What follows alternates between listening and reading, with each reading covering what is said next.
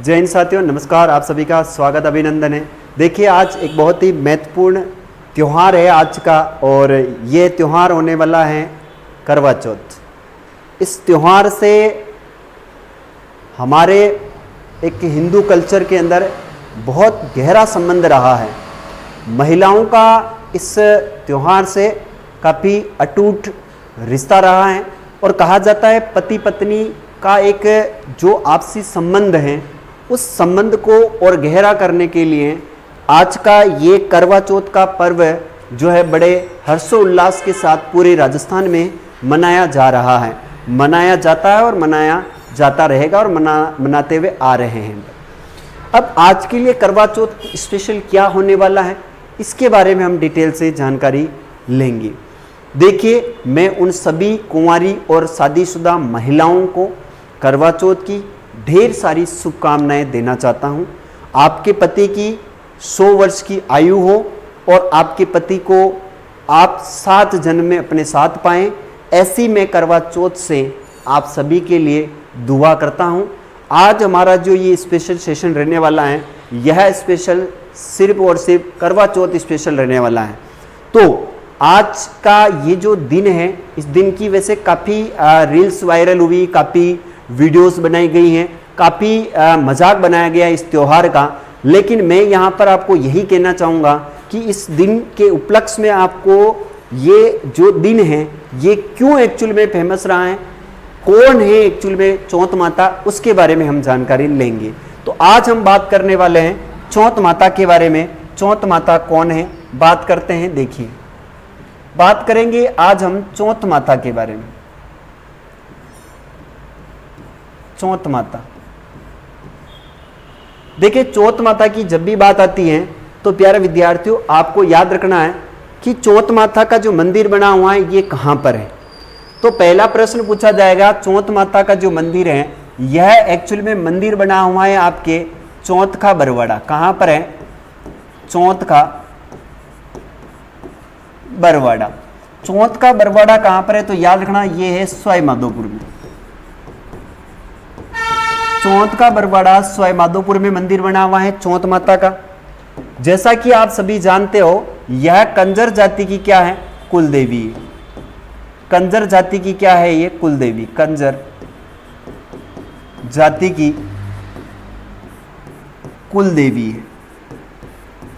आपको पता होना चाहिए कि कंजर जाति की कुल देवी कौन है, तो वो हो जाएगी आपकी प्यारे विद्यार्थियों, वो है आपके चौथ माता है।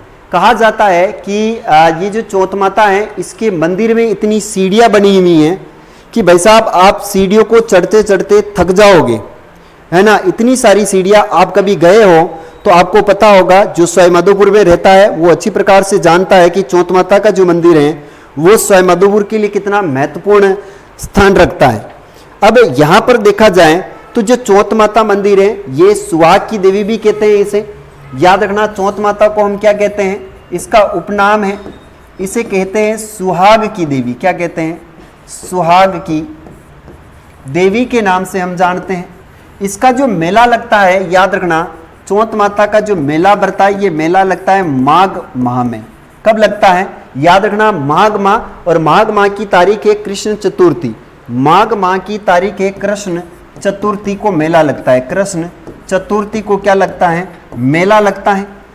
और ये मेला जो है बड़ा फेमस मेला रहा है चौथ माता का। अब चौथ माता की अलग अलग धारणाएं हैं लोगों के मन में, लोगों के जहन में, और काफ़ी जो पुस्तकें हैं, काफ़ी किताबें हैं, काफ़ी पौराणिक जो हमारी कथाएं हैं, उन कथाओं में चौथ माता का एक बहुत ही महत्वपूर्ण स्थान बताया गया है।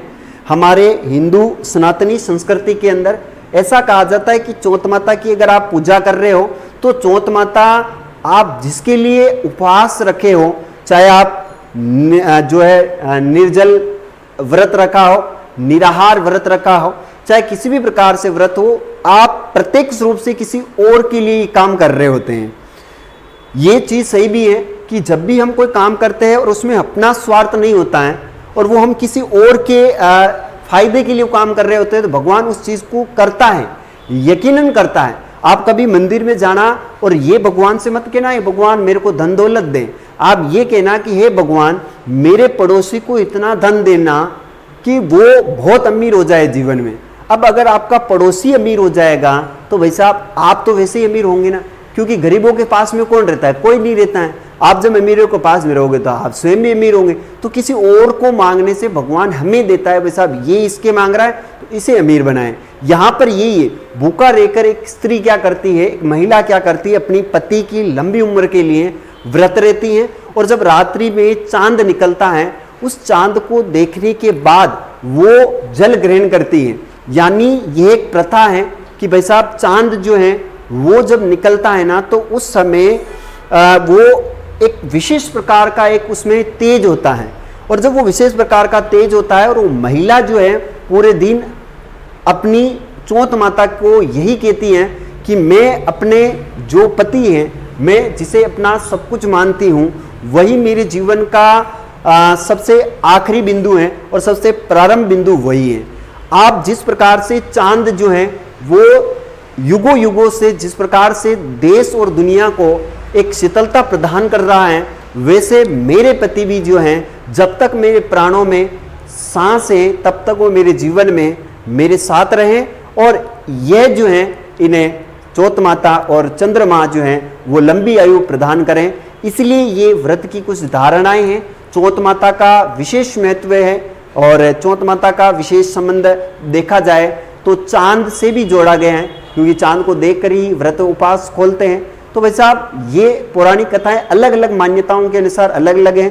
कोई मुझे ये मत कह देना सर आप ये क्या बता रहे हो, मैंने चौथ माता की किताब पढ़ी है और उसके अंदर साफ से लिखा हुआ है कि चौथ माता की उपासना करने से, चौथ माता की उपासना करने से, चौथ माता की पूजा करने से प्यारे विद्यार्थियों आप इसमें इनको प्रसन्न कर अब जो चाहे मन चाहे फल इनसे प्राप्त कर सकते हैं। तो एक महिला क्या चाहती हैं कि भाई साहब वो अपने पति को जब तक उसकी सांस में सांस है तब तक वो सताएगी उन्हें, तो सताने के लिए वो अपने पति की लंबी उम्र की कामना करती हैं और कामना में चौथ माता उन्हें कामना स्वरूप जो है पति की दीर्घायु की आशीर्वाद उन्हें देती हैं। और इस प्रकार से ये करवा चौथ का जो व्रत है पूरा होता है। अब इसको अलग अलग करते हैं, छलनी में मुंह देखना, करवा में पानी पिलाना, आजकल तो पता नहीं ऐसे पैरों पर खड़ा होकर ऐसे हाथ में पता नहीं के हिंदू धर्म ने क्या बना रहे क्योंकि समझ में ना रही है, ऐसी एक्टिविटीज़ करते हैं जिससे हमारा हिंदू धर्म जो है वो लोग तो उसका उपास उड़ाएंगे, लेकिन हम खुद स्वयं हिंदू धर्म की उपासना उड़ाते हैं। और ये काफ़ी हमारे जो है हिंदू भाई हैं बहन हैं वो ऐसा करते हैं। ऐसा नहीं करना चाहिए। कोई भी त्यौहार है, कोई भी पर्व है, उसे हर्षोल्लास के साथ मनाना चाहिए, उसको पॉजिटिव व्यू में लेकर जाना चाहिए। जब हम ही हमारे त्योहारों की मजाक उड़ाएंगे तो अन्य धर्म के जो लोग हैं वो हमसे क्या सीखेंगे, वो हम उनसे क्या एक्सपेक्टेशन रख सकते हैं। वो हमारे पर्वों के, हमारे कल्चर का, हमारी पाश्चात्य जो संस्कृति अभी घुल गई है उसको हम कैसे दूर करेंगे जब हम ही खुद इस चीज़ को अप्लाई कर रहे हैं। वैसा वैसा नहीं करना चाहिए। थोड़ा सा समझिए और इस चौथ माता से जो है आप अपने पति के लिए और आपकी स्वयं के लिए कुछ अच्छा सा वरदान मांगिए। ये माता जी आपको जरूर वरदान देगी। जय हो चौथ माता, माँ को बल्लो करके कटोई। ठीक है, बात करते हैं अब आगे। तो प्यारे विद्यार्थियों ये बात तो मेरी यहीं पर हुई समाप्त। जो भी महिलाएं व्रत रही हैं उन महिलाओं से एक विशेष आग्रह है कि आप अपने पति से हमेशा प्यार से रहें, प्रेम से रहें। एक दिन ही तो आप व्रत करती हो, इस दिन आप अपने पति का सारा प्यार उलेट देती हो और काफ़ी लंबे समय से आप उनको जो है सताती हो। इसलिए सही कहा है कि एक लड़की जो है वो अपने घर में रहती है तब तक वो लक्ष्मी होती है। क्या कहा है देखिए, जब तक एक लड़की है वो अपने घर में रहती है तब तक वो लक्ष्मी है, उसे कहा जाता है ये तो लक्ष्मी का रूप है। जब वो आपके ससुराल जाती है, ससुराल जाती है उसलिए वहां पर बन जाती है वो रानी, वहां पर बनती यहाँ पर है ना सॉरी घर में रहती है तब तक तो वो होती है रानी। क्या होती है रानी, और ससुराल जाती है तो वो हो जाती है लक्ष्मी, है ना। और फिर उसके बाद में धीरे धीरे वो बन जाती है बाई। क्या बनती है, बाई। और पति को समझने लग जाती है अंग्रेज, पति को समझने लग जाती है वो अंग्रेज, पति जो है उसको समझने लग जाती है क्या, वो अंग्रेज। और बेचारे अंग्रेज समझकर पति पर आजीवन करती रहती है वो अत्याचार और पति से यानी अंग्रेज से लड़ते लड़ते शहीद हो जाती हैं। तो देखिए रानी लक्ष्मीबाई, एक लड़की जो है वो रानी लक्ष्मीबाई होती, परिवार में घर में रानी, ससुराल में लक्ष्मी, और ससुराल में ही ठावड़ा माज बाई बन जावे। पति को समझती अंग्रेज और अंग्रेज को आजीवन वो सताती रहती और सताते सताते वो मिट्टी में मिल जाती। तो रानी लक्ष्मीबाई हो आप, तो रानी लक्ष्मीबाई का जो एक फ़र्ज़ है वो अदा कीजिएगा। मिलेंगे अगले वीडियो में। वीडियो कैसा लगा कमेंट करके ज़रूर बताना। अभी के लिए इतना ही, मिलते हैं अगली क्लास में, तब तक के लिए जय हिंद, वंदे मातरम।